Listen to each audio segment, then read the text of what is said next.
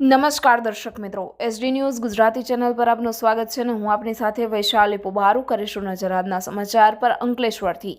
ગુજરાત સરકારના ઉર્જા વિભાગની GUVNL, GSECL, GETCO,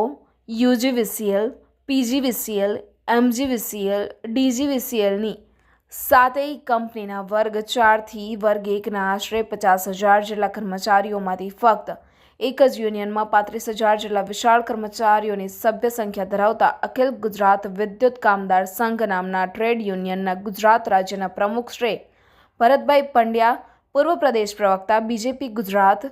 પૂર્વ મહામંત્રી બીજેપી ગુજરાત, ધારાસભ્ય શ્રી ધંધુકા અને સિનિયર સેક્રેટરી જનરલ અને ઊંઝા MPMCના ડાયરેક્ટર શ્રી બળદેવભાઈ પટેલના માર્ગદર્શન અને સૂચના મુજબ દક્ષિણ ઝોનમાંથી 7 ટર્મની જંગી બહુમતીથી વિજય થતા ભરૂચ લોકસભાના સિનિયર સાંસદ એવા શ્રી મનસુખભાઈ વસાવાને અખિલ ગુજરાત વિદ્યુત કામદાર સંઘના કાર્યકારી પ્રમુખ તરીકે